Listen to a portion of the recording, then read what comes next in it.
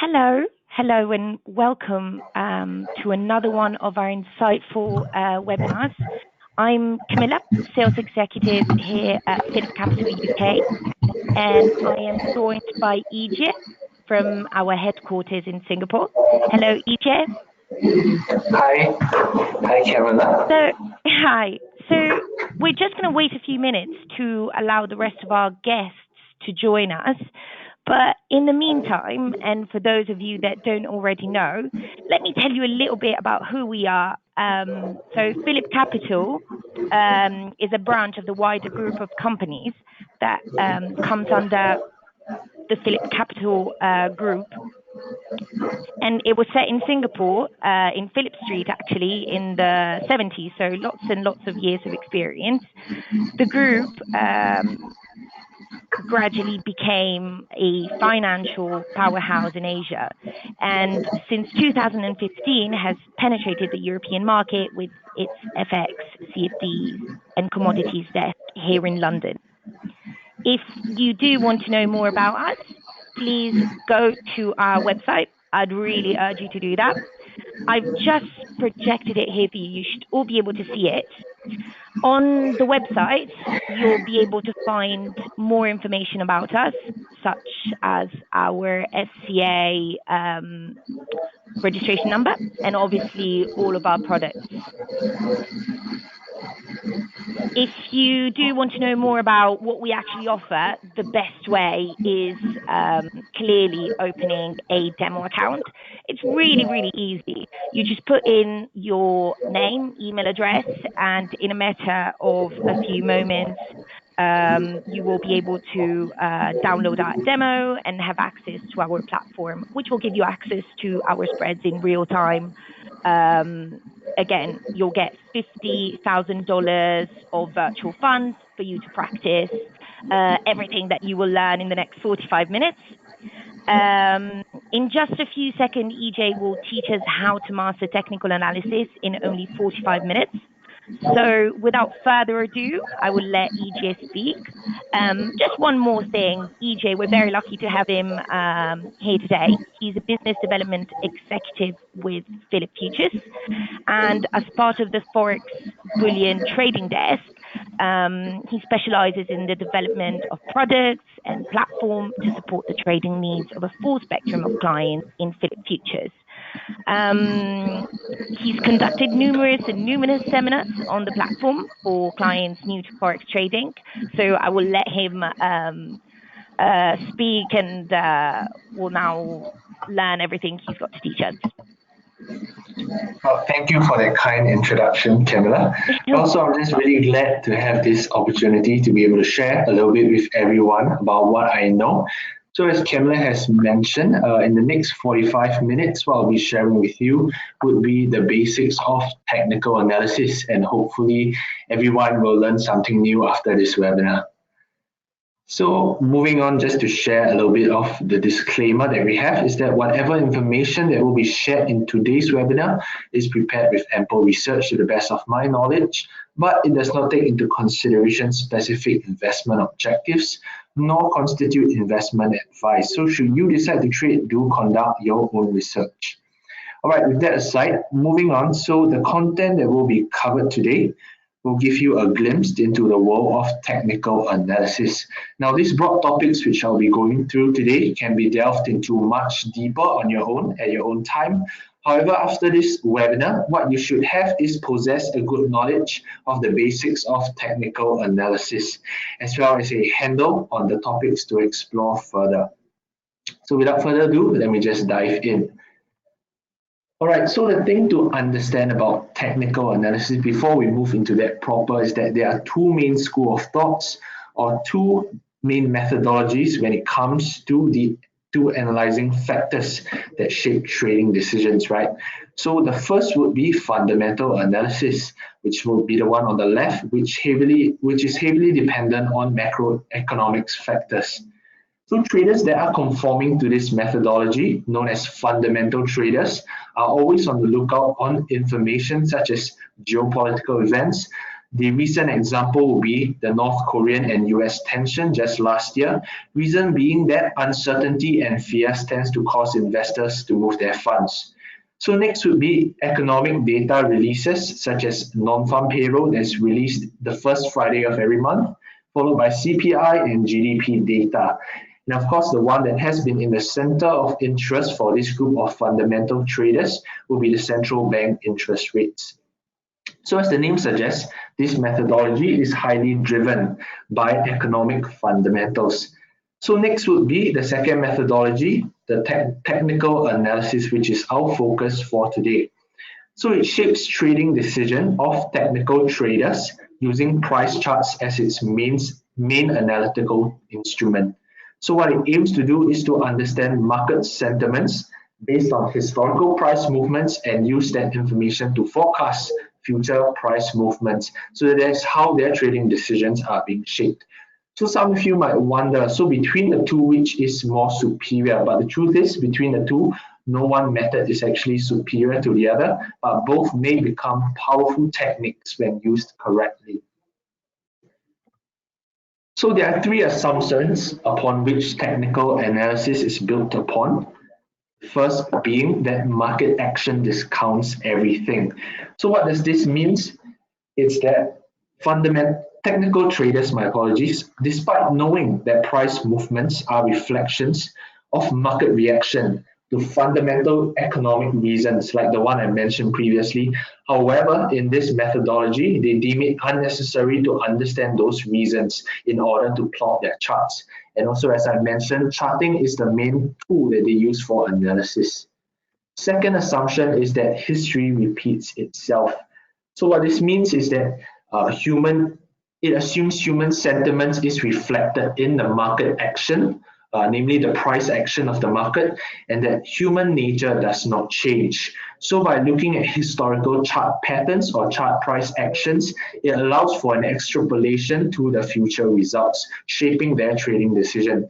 And last but not least is that prices move in trend. They tend to move as such. So this means what this means for a technical trader is that he can identify possible points of future peaks and troughs in a trend. So this is used to optimize position of entry and exit into the market. Yeah, so these three are the main assumptions that sums up what technical analysis is built upon.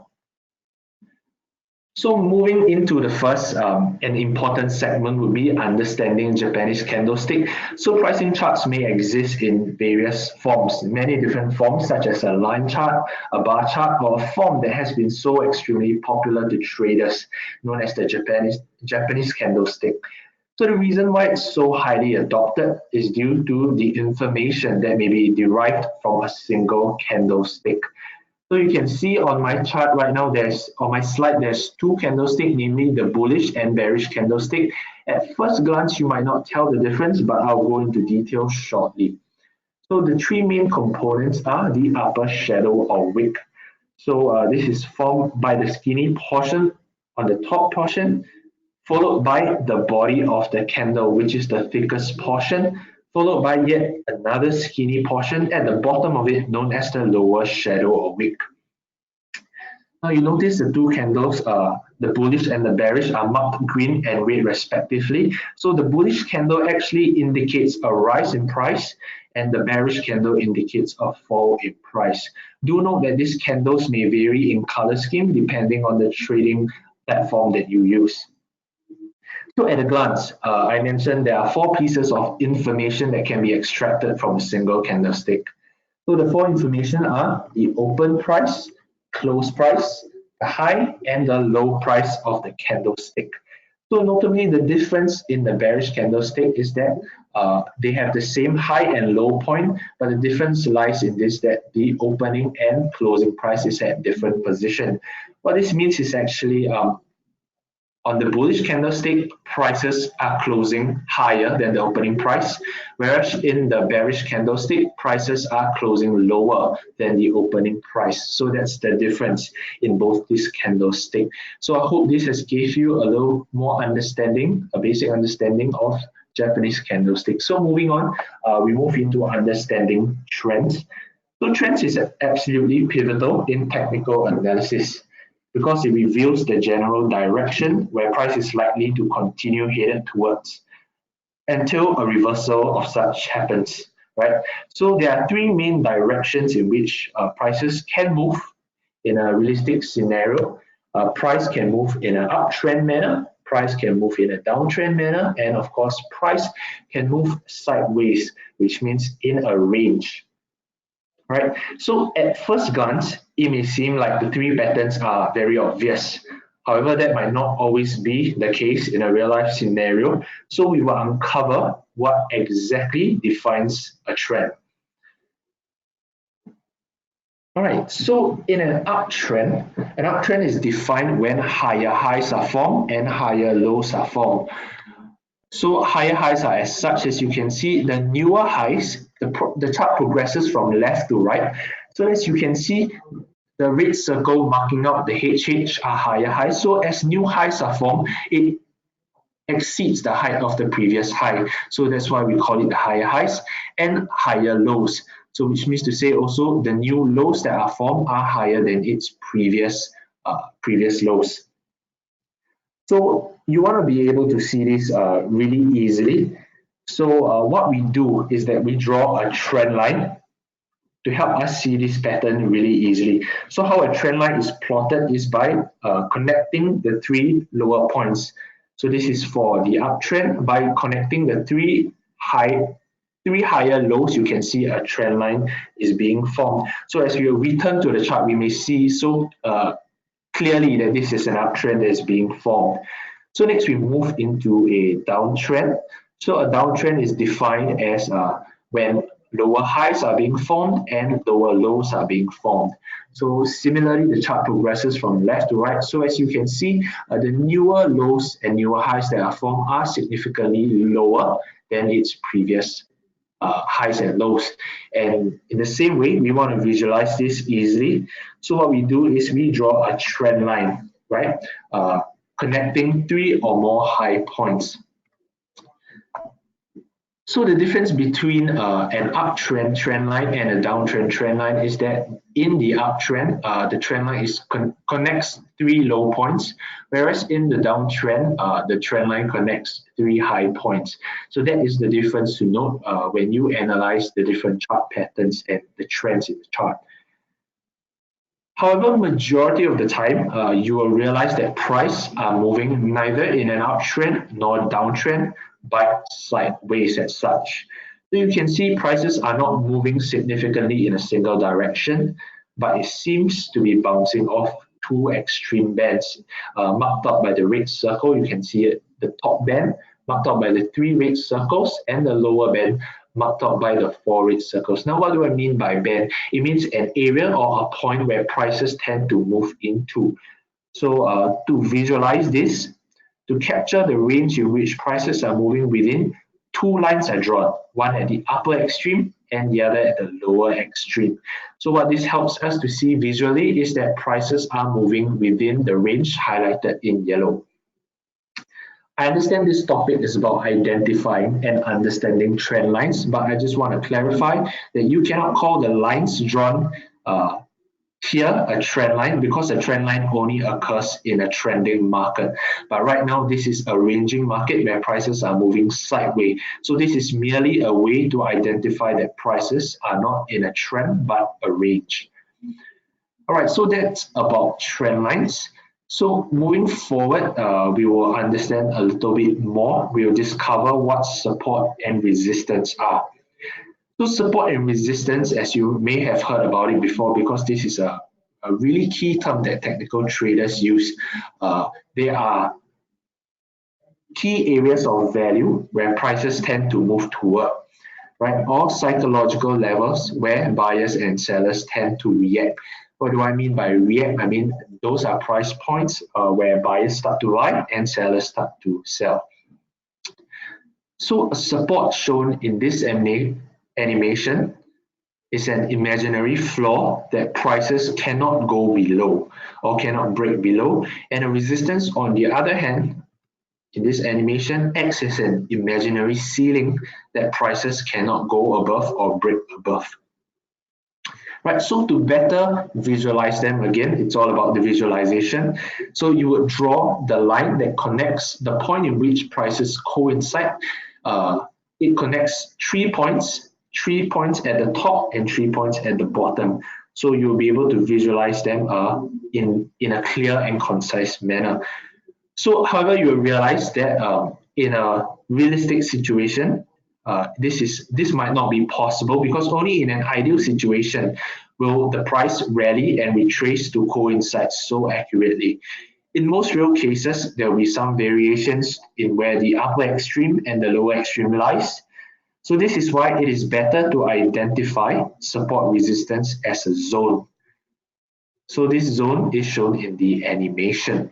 So a zone takes into account some tolerance to which the areas of support and resistance are. So personally, I feel that this is something that is more flexible. It helps you to identify better.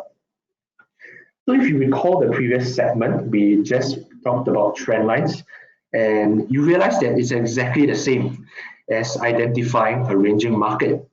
And so this is because the upper and lower bands are zones where prices tend to retreat into, and this is what support and resistance is about. Remember, we talked about it earlier, that support and resistance are prices or psychological level where buyers and sellers start to react.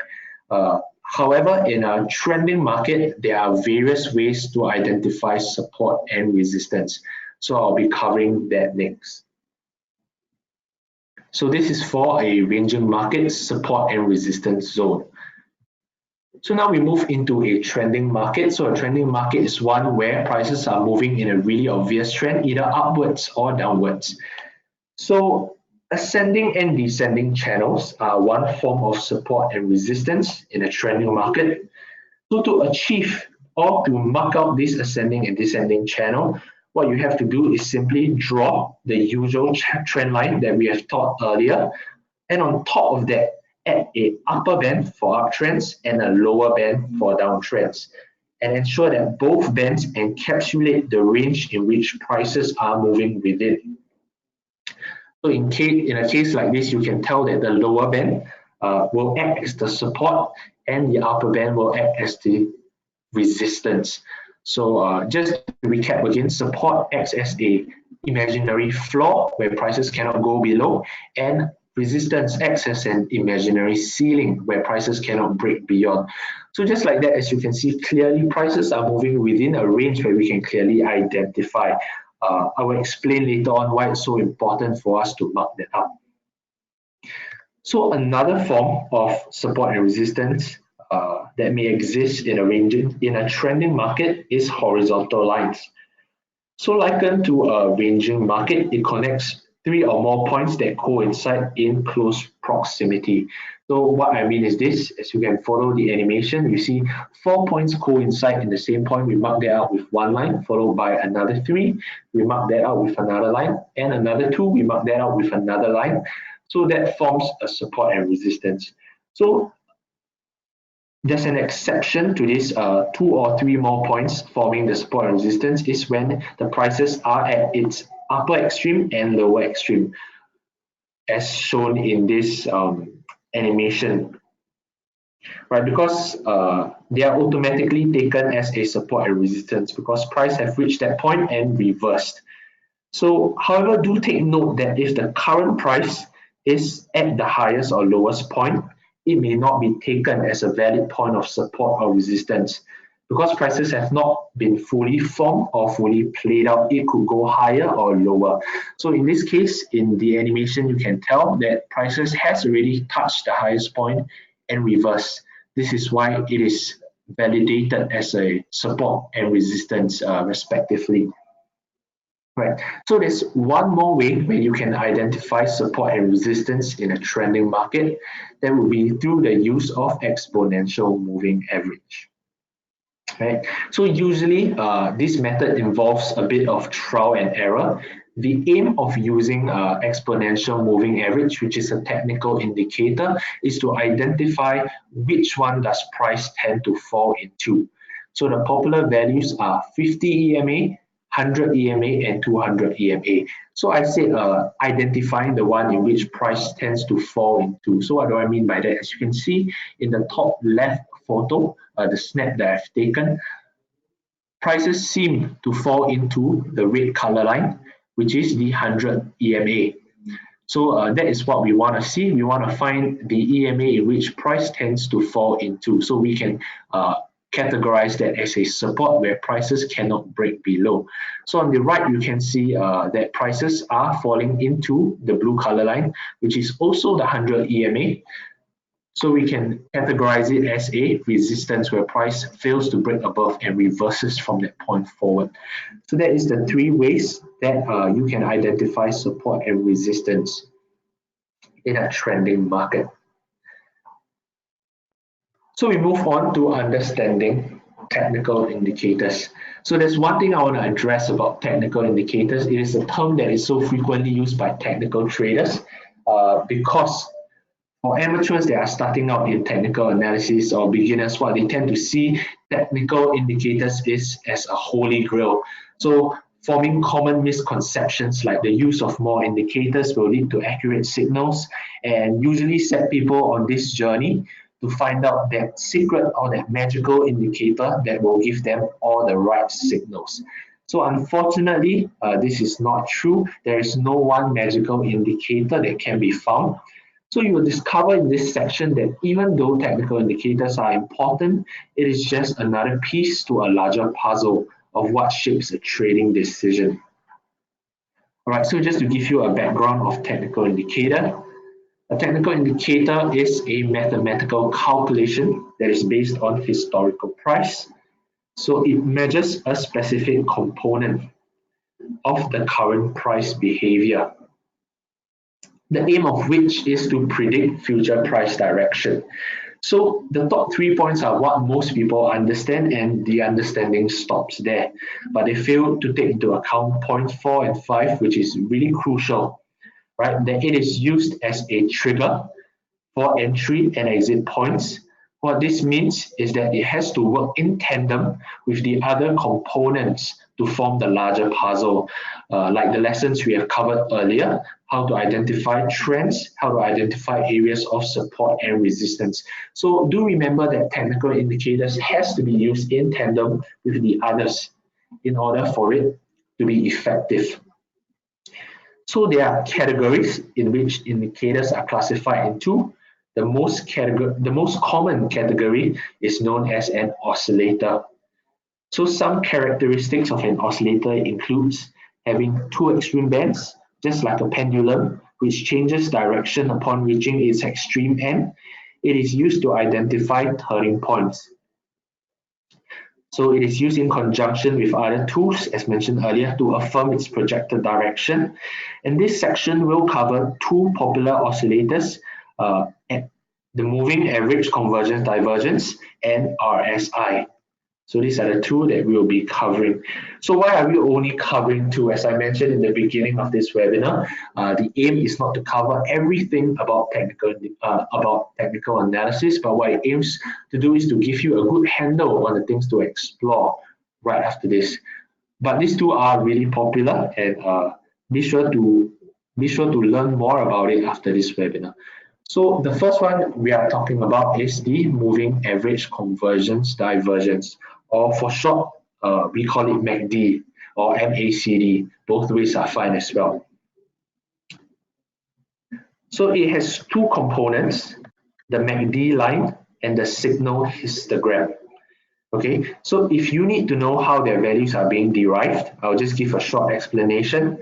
For those who wants to find out about the more technical underlying terms of how it's being derived, the MACD line is obtained by subtracting the 14-day simple moving average by the 26-day moving average, whereas the signal histogram simply represents the 9-day simple moving average.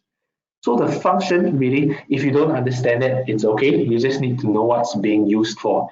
So the function of this indicator is to identify the strength and momentum of price moving in a certain direction. So you may see the image of the arm wrestling match on the left. So it's something just like that. When you observe an arm wrestling match, you can tell who is the stronger contender just by how far the hand is leaning and how fast it takes to reach there. So this is too applicable in terms of price. So as you observe price charts, the MACD aims to do that, help you identify the strength and price momentum, whether is it in an uptrend or a downtrend. Right. So the area marked up by the blue rectangular box is the MACD or the MACD indicator. Across different trading platforms, I just want to say the signal histogram may be presented as a line, but I'm showing this with the MetaTrader 5 platform to avoid any confusion. So there are two ways in which the MACD may be utilized, right? The first being the position of the MACD and signal line with reference to the zero line. So the zero line is the line that is in the indicator one third of the box. You see a line there, and if you look carefully, you can see 4 zeros. So that's the zero line. So should both the MACD and the signal histogram cross below the zero line, it means that the bears are stronger than the bulls. Remember, this MACD measures strength. So conversely, if both the MACD line and the signal histogram crosses above the zero line, it signifies that the bulls are stronger than the bears. Right, so that's the first way you can utilize it. So the second way to utilize it, so in this explanation, you can see that prices, the MACD line and the signal histogram has crossed below that zero line, and so prices have moved downward. And another example marked out by the green rectangle and square, you can see that MACD line and the signal histogram is above the zero line, and hence prices are beginning to move upwards. So the second way you can use this is if the signal histogram is larger than the MACD line. This is in terms of height. So if the height of the histogram is taller than the signal line, by the way, the signal line is the signal histogram is the one in gray, and the MACD line is the one in red. So if the height of the histogram is taller than the signal line, it means that the prevailing trend is strong, right? And if the histogram becomes shorter than the signal line, it means the prevailing trend is weakening, both for an uptrend and for a downtrend. So I have two examples over here. In the first, you can see that the histogram is slowly reducing in height. Initially, it was longer than the MACD line, and now it is getting shorter, and price has reversed as a result. So the second one, it's the histogram is it's significantly shorter.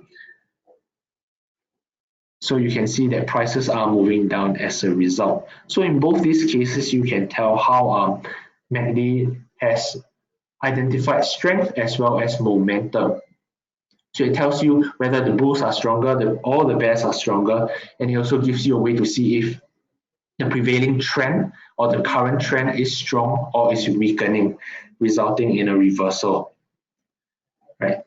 So the next popular oscillator that I want to cover is the Relative Strength Index, or the RSI for short. Again, mathematically, if you want to know, the way it is obtained is by comparing average upward close to downward close over a range of 14 period. So earlier we covered Japanese candlestick, and there was the bullish candlestick and there was the bearish candlestick. So the bullish candlestick actually represented an upward close. So why is that? It's because prices closed higher than its opening price, and for the bullish candlestick, prices closed lower than its opening price. That's why they are both upward close and downward close respectively. So it is compared over a range of 14 period. So this period is in terms of what you have selected. It may be in terms of hours, in days, or month, depending on the time frame that you have chosen to use this indicator on. So I've attached an image of the speedometer because it measures the speed of change in price over the selected period in time, just like a speedometer, to identify two conditions: overbought and oversold, which is the peak and the trough respectively. So remember or recall in the beginning when I shared the three assumptions in which technical analysis is built upon, the final one in trends. So the purpose of this is to identify the peak and troughs so that traders, technical traders, can identify point of entry and exit. Right. So that is the two indicators that we have covered. So moving into how do you use RSI? So there are two clear levels to look out for, two key levels. The first level is 30, which is the bottom black line. Again, the rectangular box marks out the RSI indicator, and the bottom black line marks out the 30 level. So that marks the oversold level. And above that, on the higher black line, it marks out the 70 level, so which represents overbought.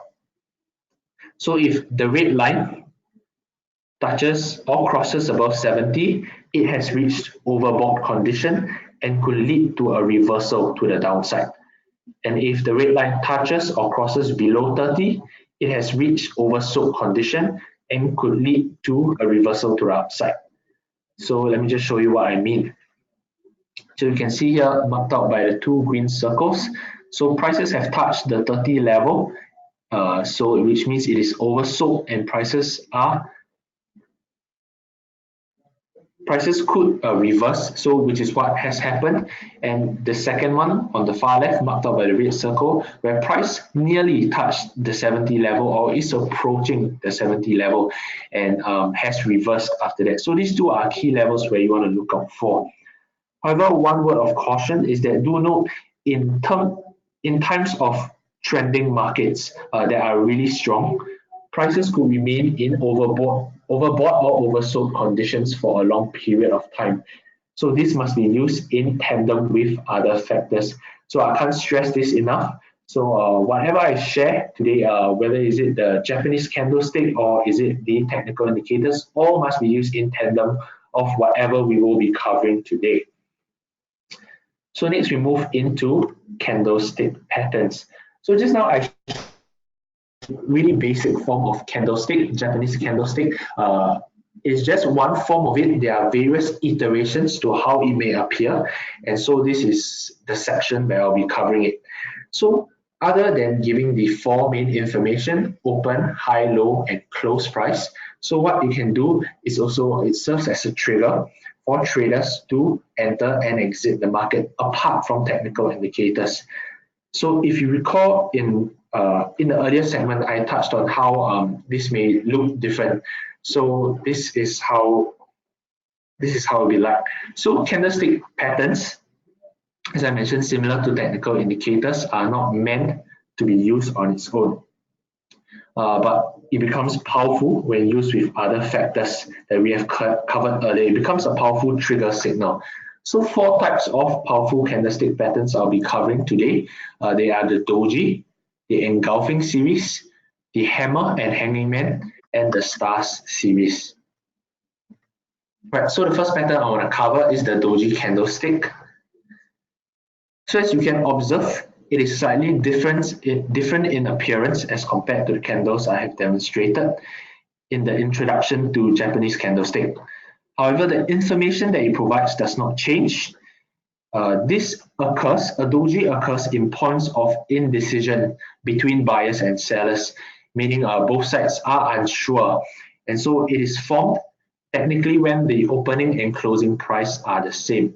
So the shadow or the wicks, the thin portion reveals the price fluctuation before the closing of the candle. Right. So in both cases of the long-legged doji or the gravestone doji, if spotted near a strong resistance or support, could possibly signal a reversal in trend. So this will be, as you can see, the example on the bottom right-hand corner. A doji is being formed at a strong resistance level, and from that point onwards, price reversed to the downside. So we move into the Engulfing Series. So there are a few ways to identify these different patterns, which I'll be covering later on. So the distinguished features of this Engulfing Series is that the pattern has to be completed with two candlesticks. and there are a few prerequisites that must be met. So the prerequisite for a bearish engulfing candle here is when prices are first moving in an upward manner. So after prices are moving in an upward manner, the pattern will begin with a bullish candlestick, which is the one in white, and followed immediately with a bearish candlestick with a body so large enough to engulf the previous candle, hence the name engulfing pattern. So this engulfing that I mentioned has to be literal, meaning it's not merely a comparison of length, which is longer, but the position of this engulfing is crucial as well. So it has to take place exactly as seen. So what this price action represents is that the bears has overcome the bulls, and a possible downward reversal might be set to take place. So on the flip side, we have the bullish engulfing pattern. So everything happens in reverse of the bearish engulfing. The prerequisite now has changed.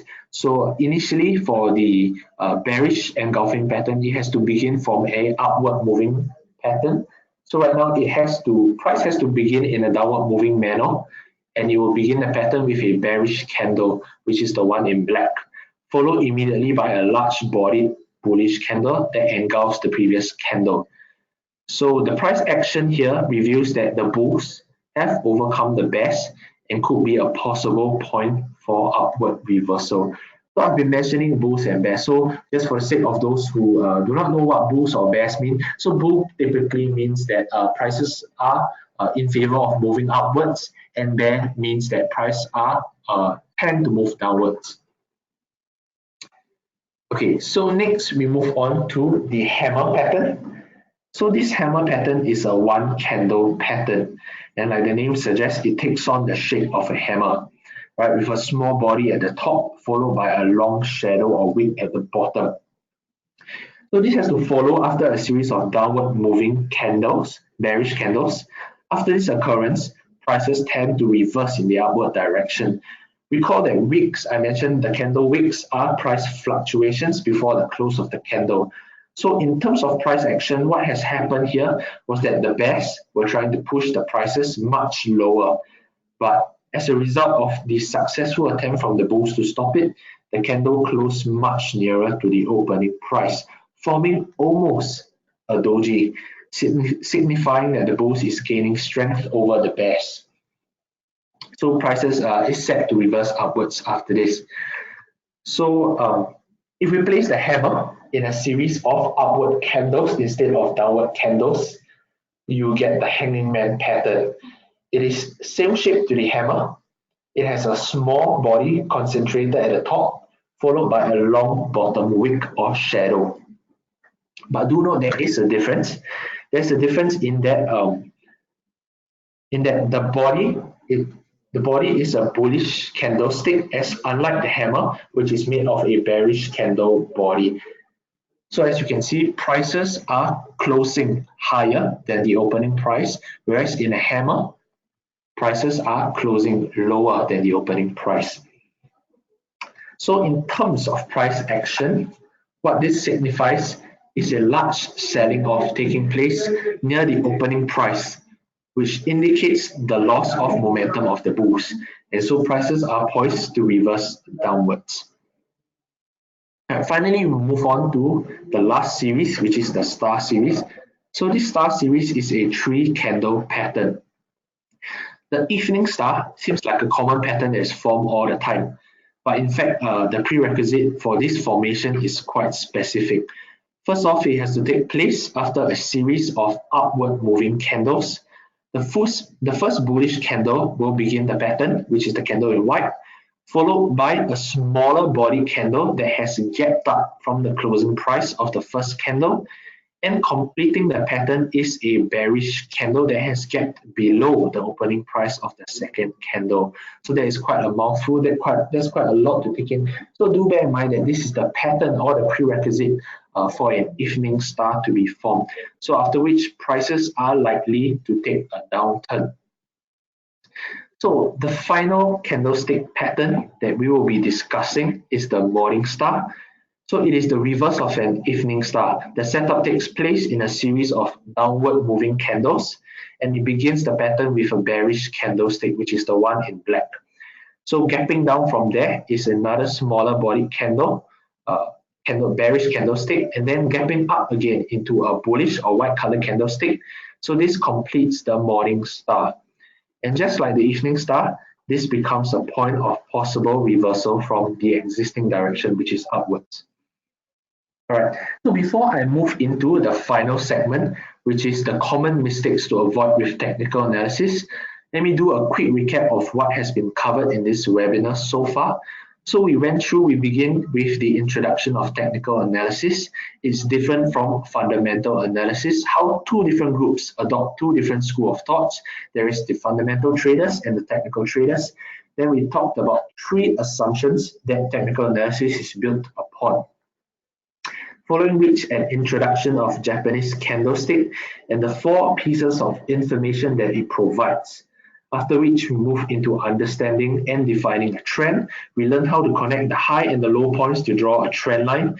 And then we identified how support and resistance is formed. That was covered in a greater detail, touching on different ways to define support and resistance when prices are in a trend and when prices are moving sideways in a range.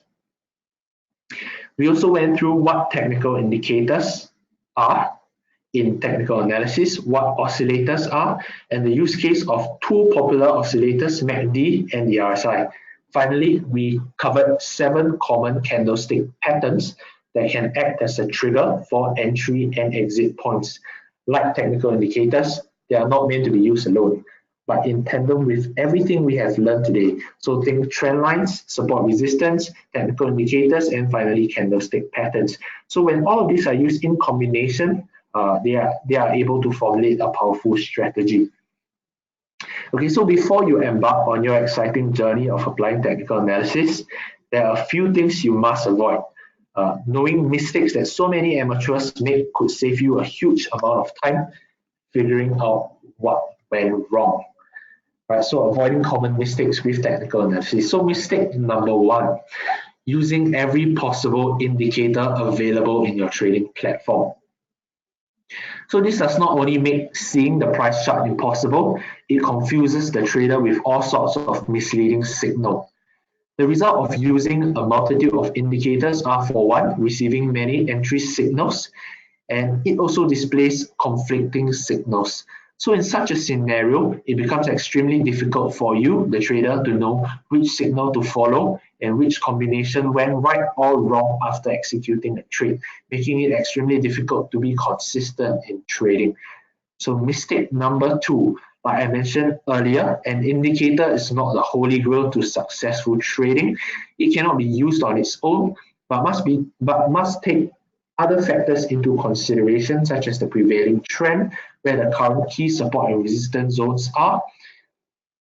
And as you can see in this illustration, if I were to sell at every point, the RSI indicates an overbought condition. You will be making a huge loss because prices has reversed in the other direction that we have expected. So which is why I keep stressing that it cannot be used alone. So mistake number 3, getting restless after staring at the charts for hours upon hours.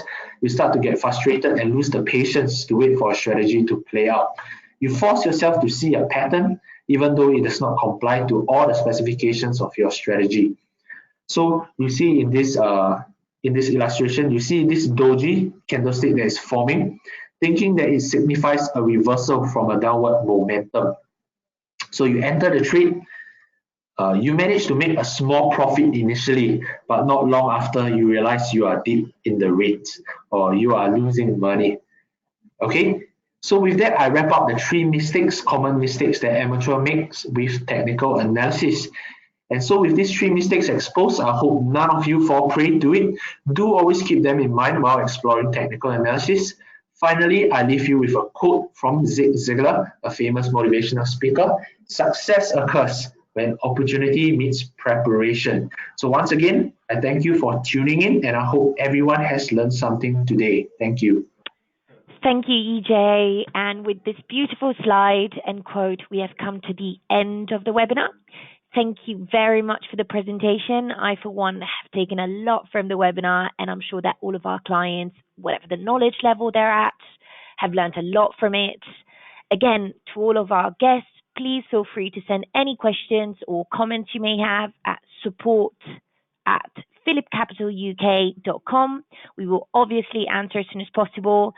And last thing, when the webinar will end, you will have the chance to take part in a quick survey where you'll have the opportunity to tell us what you thought and tell us what topic you'd like us to discuss in the future. So don't miss that opportunity, and don't forget to visit our website to see our blog and current promotions, download the demo, and practice all that you've learned from EJ. Thanks again, EJ, and have a lovely day.